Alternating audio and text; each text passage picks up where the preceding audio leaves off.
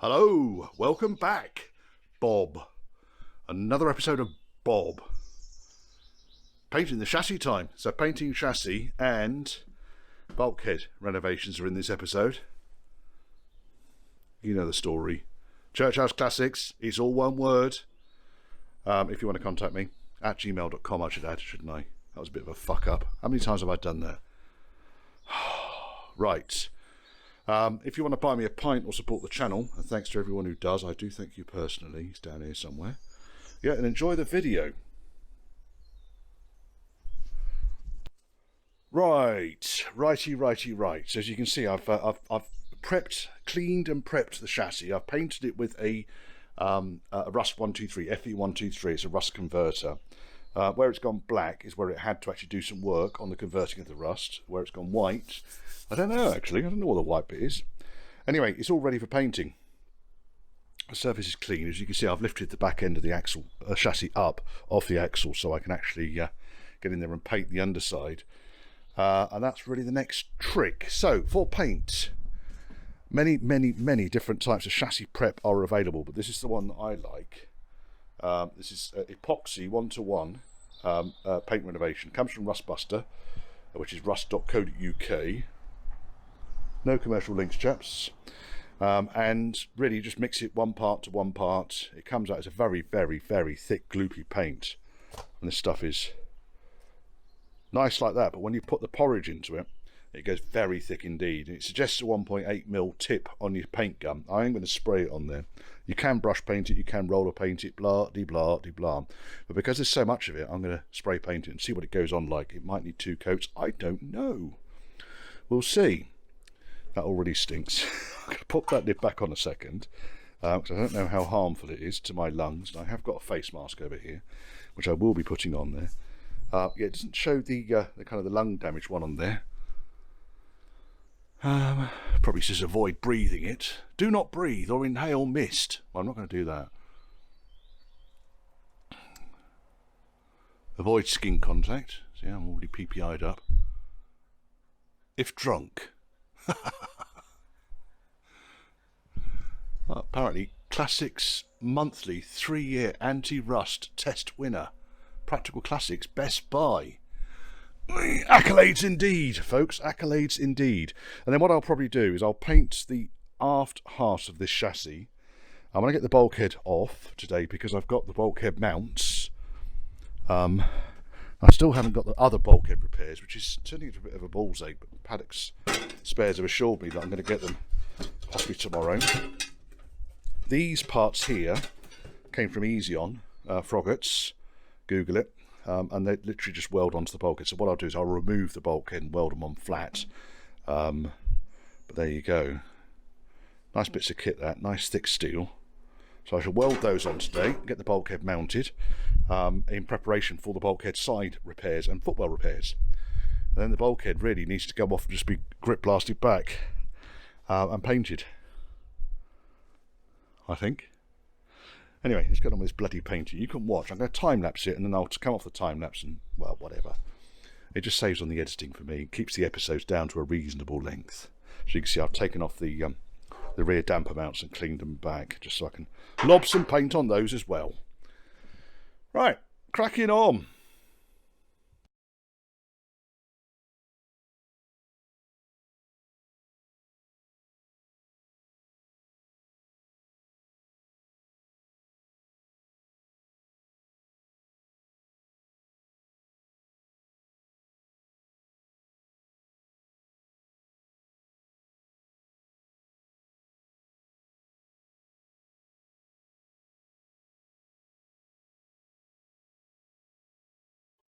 Well, that's done that. Got it back onto its bump stops again. I'm going to wait for this lot to go off. It takes about 24 hours or so. As you can see, it's gone on nice and thick. Sticks like shit to a blanket. I've used about 1 litre of paint to do this much of the chassis. Now, I haven't done the front end because I wanted to get the front end up in the air so I can work on the underside of the front outriggers like I have done with the back outriggers. But yeah, that's all right, isn't it? And then the only other thing I did, because I need to lift the front of the chassis up, I painted the front cross member as well, so it can all be done as one big lump. There we go, bulkheads off. just leave that resting. So I've got the front inner wing just resting on lump of wood going across the inner wings here. That's fine. That will hold it up and roughly in place. And here's Mr. Bulkhead. So what I'm going to need to do here, I mean, it's difficult to work out exactly what on here needs to come off, so I might have to get Mr. Needle Scaler on around this area.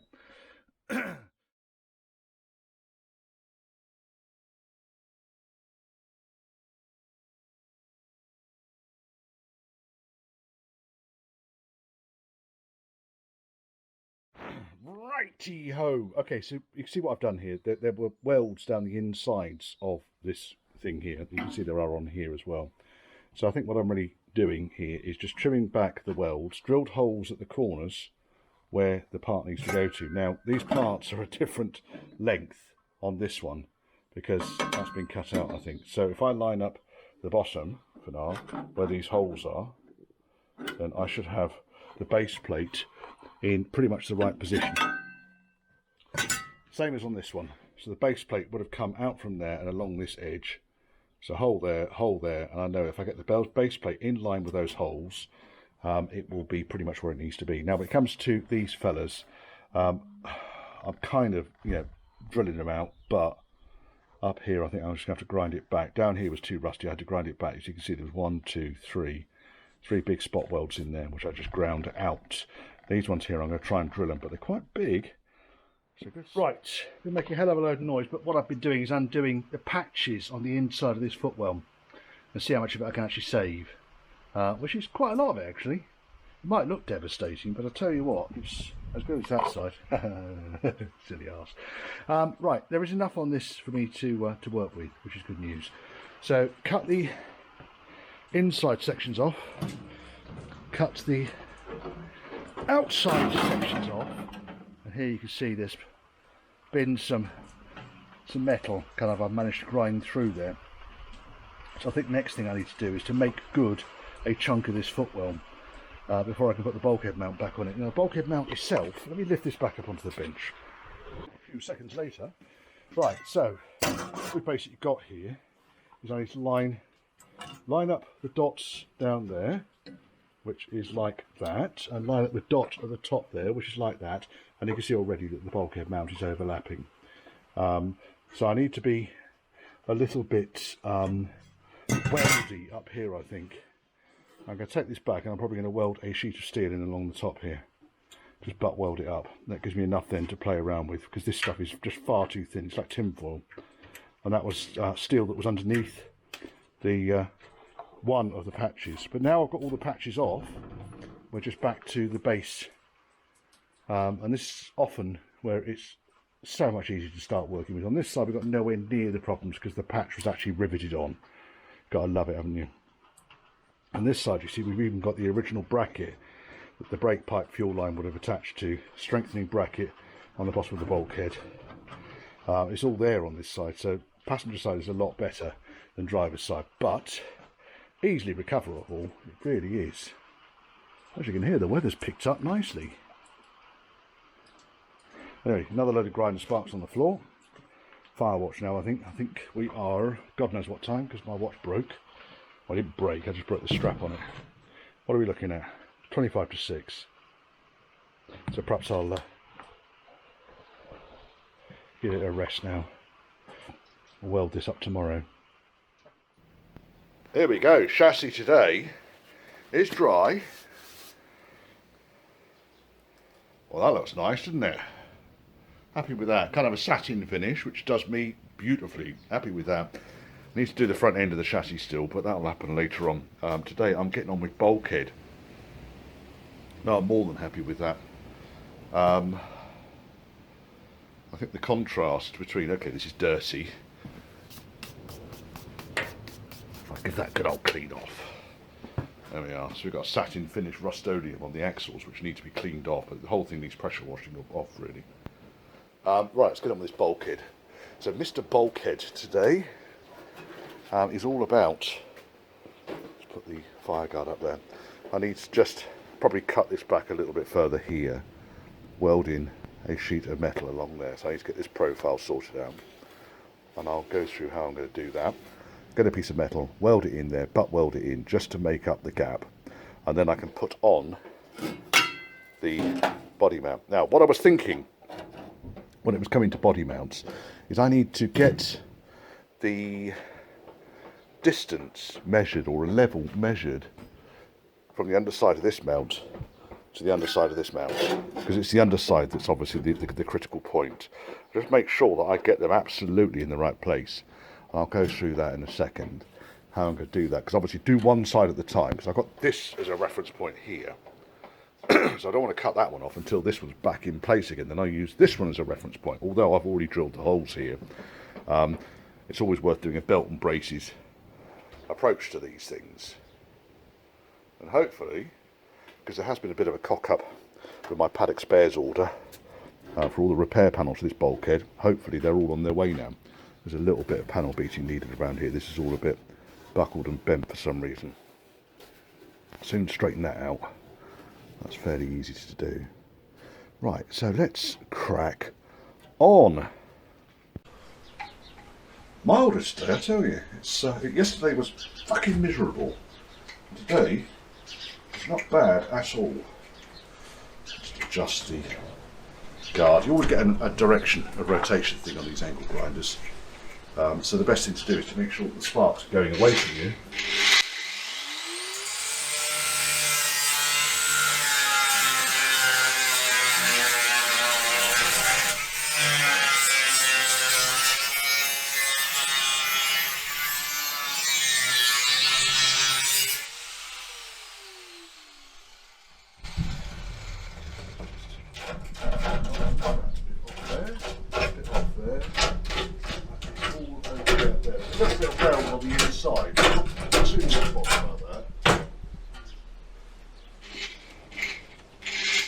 Come on, you fucker.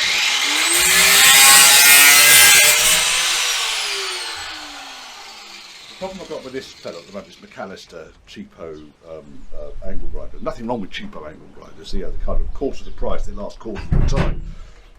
But the switch keeps switching itself off. So as soon as you put any load on it, the switch sort of like bounces off. It's not like got enough spring against it. So I have to take that apart and find out why that happens. Anyway.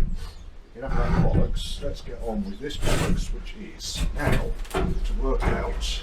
I think I need to get this profile on here next, where I want the bend to occur, which is going to be in that sort of region there. I've got my set square here.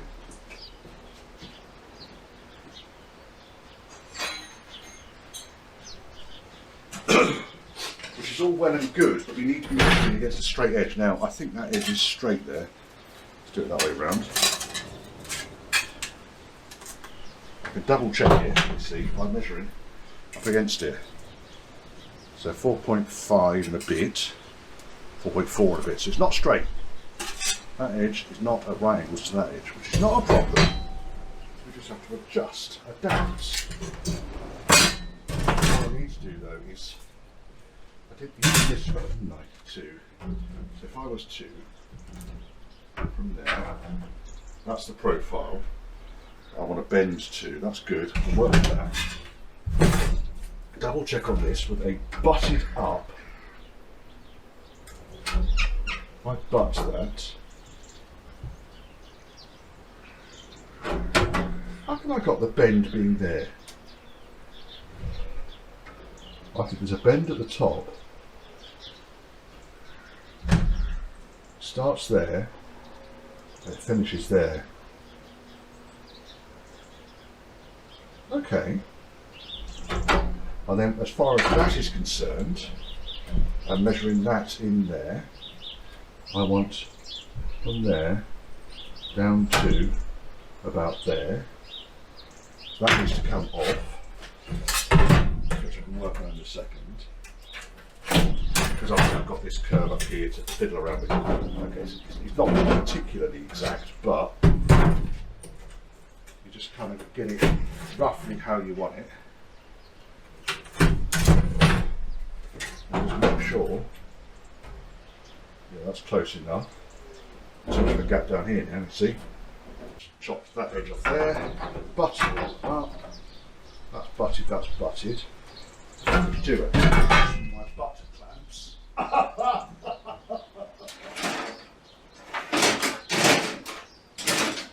tell you, what would a chap do without butt clamps? You never use butt clamps, you never use for these butt clamps. Rot.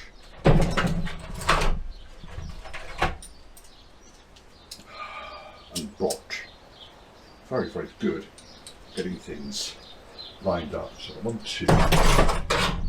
Banana.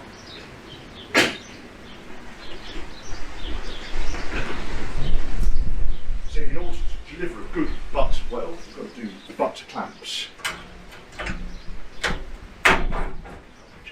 It's getting worse really. That's good. Let's put 2 of you up here. Now some keeps things parallel. Now the nice thing about these butt, I can't say them more fucking times, because you can actually just disassemble, drop that through the gap, reassemble it. Because I can't get the bolt clamp in. It's easier on a flat surface. Goes in. Come on, fucker. A bit further about it wouldn't be a problem. That's there. Push that up. So around my 1 mil gap. Those 2 on there. That's about right down there. In fact, what I'm probably going to end up doing with this, I think, is just welding along here, here, here, and then adjusting this to fit. But first of all, I'm going to need to, I think I'm going to need to scribe these edges here. So that there is going to be the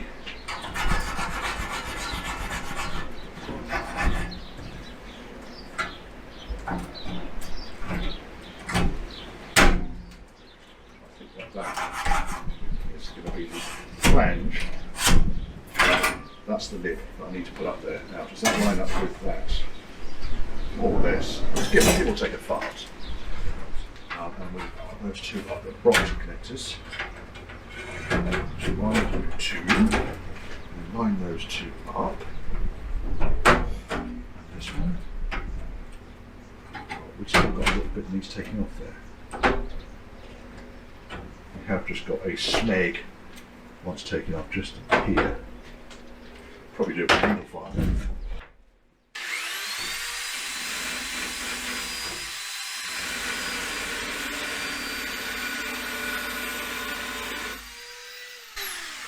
Power fire, not needle fire, Richard.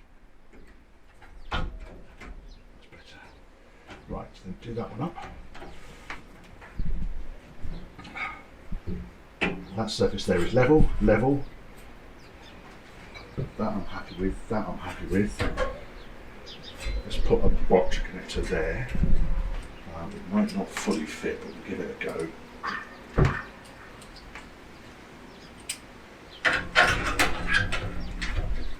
Just holds it all roughly in place. Saves me having to fuck around while I'm trying to weld it. Which is kind of, you know, the objective of these things. The more hands you've got free for welding, the better. Now what's happened there? That's corked that.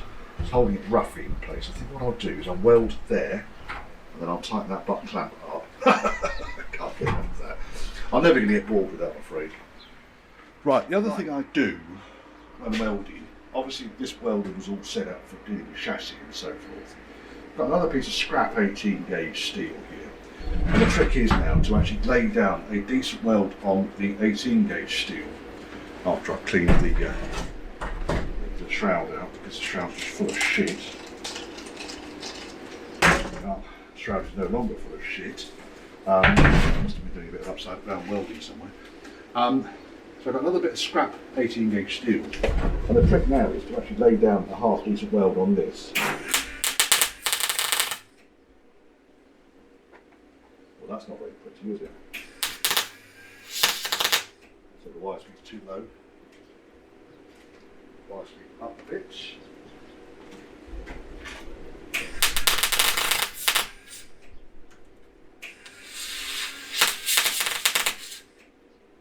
That's better. It's also getting the distance between the torch and the workpiece. I'm sure there'll be people shouting at the thing now.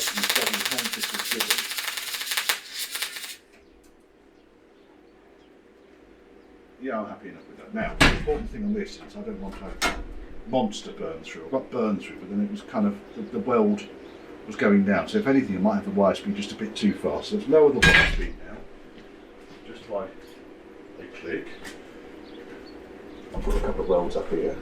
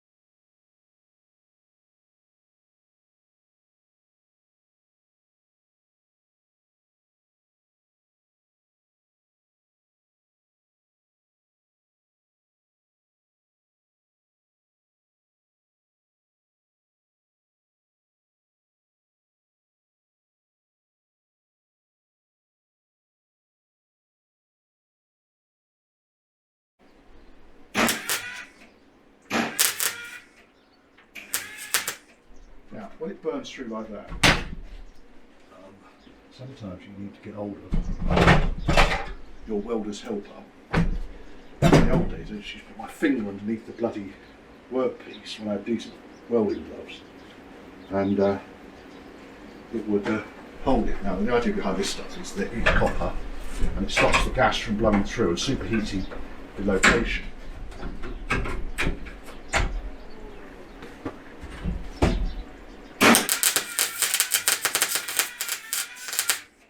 Shame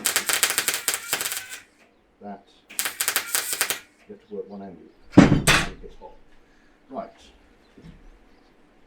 there we go, and after a couple of minutes with the angle grinder, ground all the welds flush. I'm happy enough with that. I think once that's kind of had a light skim of filler over it, because it's not bad. I'm not going near it at the moment because it's probably all quite warm still from Mr. Grinder. There's a little bit of distortion occurred in this area here when I was welding. But I'll be able to beat that flat again once it's all cooled down. I need to work here in this area with because there's a high spot here, there's a dent there. If I can get my camera to move. There's a dent here, there's a high spot here, there's a dent there, that's a high spot. So I'll be able to level all this out, get all this looking straight again, because it should be like that, all flat. So, that's that. Wait for that to cool down. There's a little bit of repair work needed up here on this lip here, but nothing really terrible at the moment. I'll wait till the repair panels arrive before I go too much further. But now we're not far off welding this fucker in place, which is what I wanted to do in the first place. There's a couple of holes down here. In fact, that's quite a useful tip. Top tip from Richard. Get yourself kind of a dirt cheap torch. See the holes? One. Hardly any. Just a couple of holes. And that's not bad, is it? Not bad for a first pass of the welder. So we'll finish off that, and I'll remove the razor blade. So I'll remove the standing blade from the back of the magnet on that. This is actually quite a useful tool. I don't know where I paid this now. I bought this for about £3 or something. But one of the problems you got when you're welding, and you've got the dark mask on, is you can't actually see the workpiece when you're welding it. So sometimes a little magnetic torch near where you're welding, then I'll help. It only takes AAA batteries, little LED light, does the job, doesn't it? Yeah, moving forwards, I think. Oh yes. Okay, so I've been working out where it is, there it is, where it is that this thing needs position, blah blah blah blah blah. I was thinking, well, I could measure from up here, blah blah. This is curved, this panel at the top here. Can you see that on the camera? Yeah, that's curved. And then I thought, well, actually, hang about a second. We've got this nice straight edge down here. Why don't I measure? Because on this side I've got the luxury of this original plate still being in. So this is a factory fit, this one here. So this is original plate fitted in there, and I've got the measurement between there and up there, which I've kind of roughly put in here, just as the dot, and then I'll make myself up a little bit of plate. And then the idea is weld that in, and then I know that this piece needs to go up approximately to it.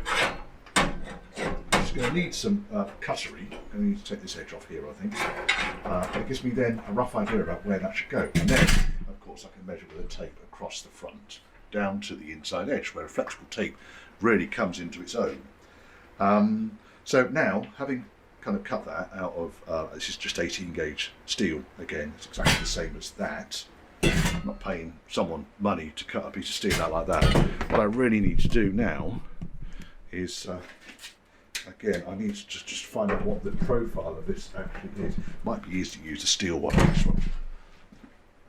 The one that I just dissed, spent all morning dissing this thing, and now I decided, actually, do you know what, I might actually want it.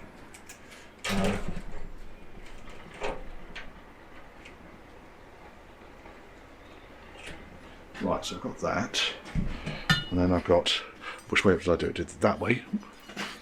Done that way, got that. It's not far, right, is it? Just checking the angle of it. It's roughly where it needs to be. So now, what we've got over here is I'm going to need to find where that level needs to be, so I can measure from up here to there. What I've done is put a nice bit of cardboard in there, which goes up against the hole, which matches on the other side, up to the edge of the hole, and it fits now neatly up to the very base of this unit here. Does it fit absolutely bang on? Yes, it does. Absolutely fucking perfect. So all I now do is take it. Oh yes, and I whiz over here. Da da da da da da da da da da da. We've got a similar hole. And we go in there, sorry, we go in there, and go that way should against there, and we've now got a line which my top edge needs to work along.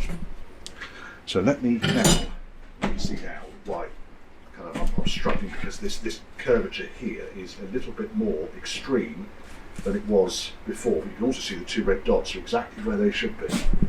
Yeah? Now, where is my fucking centre bunch?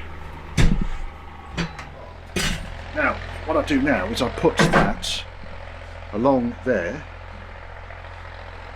and it clamps on nicely along the top edge up there. If I put this on the bottom edge here, along that line, that lines up. Going along that line, ignoring the dots, that lines up now. So what I really need to do now is find a way for that edge there to clamp down. And what I'm going to do really is just put another bend so it comes this way just a tiny bit, and it'll go around that piece there. And that's exactly how I want that. Pretty much like that. Tiny little. Does it fit? Does it fit? Along the line, nice slug along the bottom, nice slug along the top, butts right up to the edge there, goes along the line. That's fucking beautiful, that is. That is fucking beautiful. Now, how am I going to attach it? I think what I might do is just put tags along. Now, I'm going to actually, I'm going to see if I can do plug welds along. That'll do. Right, now, really I want to have a look at the inside of this thing and see that has got a knob on the other side, or at least give me a fuck off great heat gauge. Otherwise, it won't have actually done much. So we just need to remove that for a second. Cable, table up. Oh, pity's sake. Another one. Where are all these fucking cables coming from?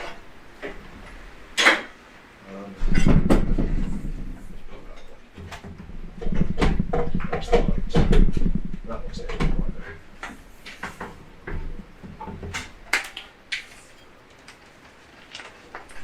So I'll flap those excessive plugs back. I wanted to go a little bit berserk on it because I didn't actually know whether it was going to work or not. Right, let's tip you up. And here, it's going to be warm still. Let's turn this fucking light. Basically what we can see here, big old heat patches here, where each of those welds has gone through and attached itself on. So I'm happy with that. That'll do the job. Right, let's pull this back now. Having done Holy McWholeface, Holy McWholeface, Holy McWholeface. There is actually quite a big gap up here, which also exists on the other one. It's always good to just double check these things. Why it's always useful to do these things one side at a time. See the big old gap at the top there. So I think that is absolutely entirely normal.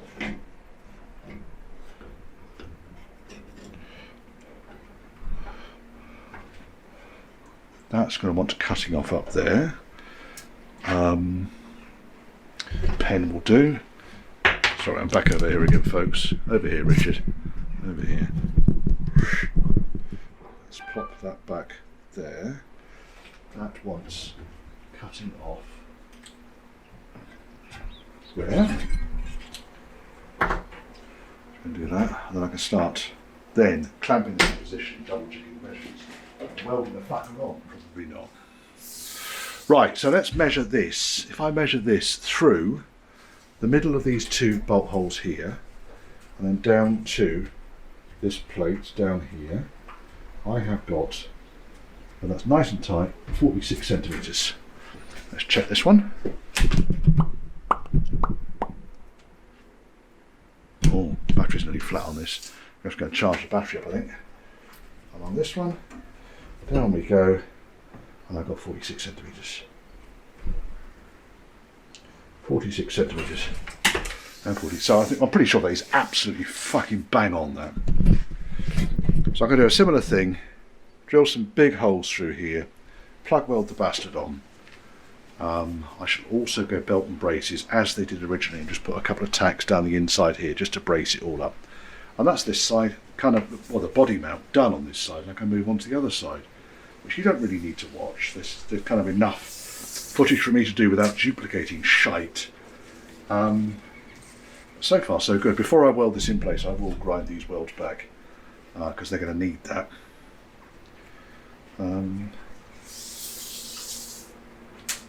Yes.